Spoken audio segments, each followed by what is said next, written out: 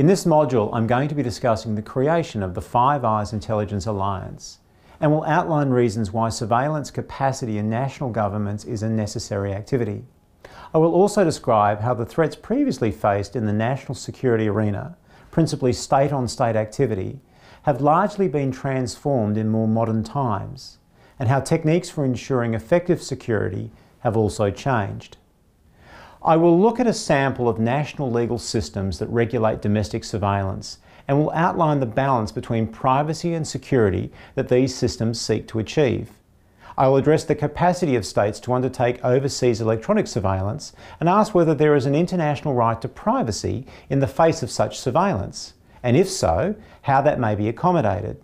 While rights to privacy are important international legal rights, so is the national security of a state, and the right to life of citizens within a state, another human right that also needs to be protected by states.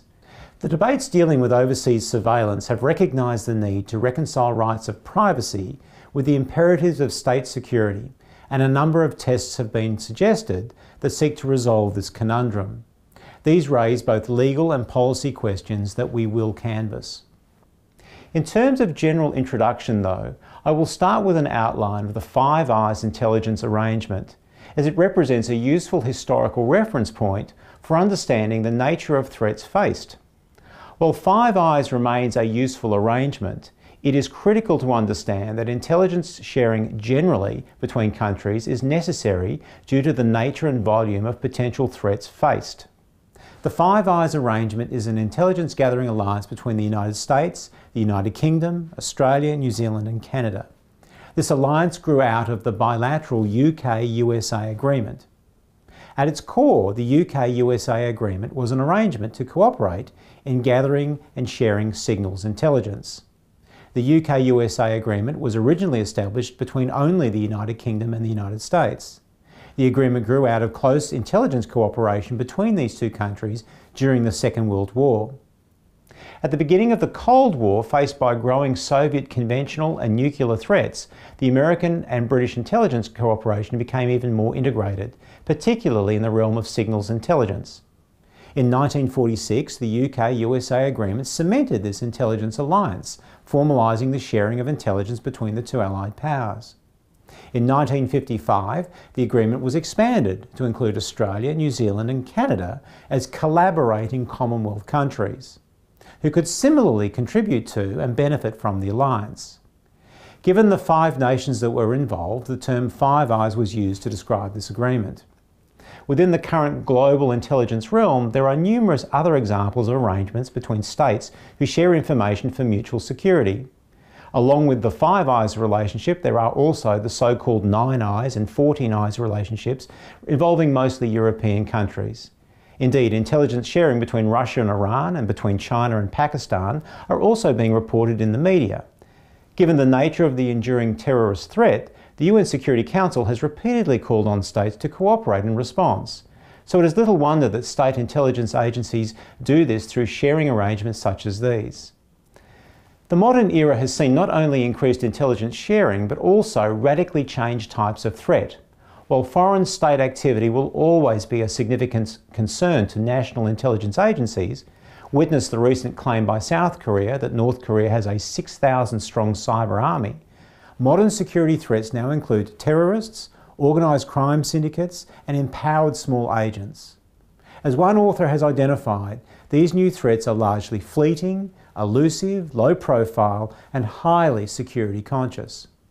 They directly contrast to the traditional Cold War state-based targets that were relatively ponderous, slow evolving, and predictable by comparison. At the same time, the volume of information that can be captured has increased monumentally, and the capacity of analysis has not kept pace. The Five Eyes Alliance, along with all other intelligence sharing arrangements, is crucial to combating these threats.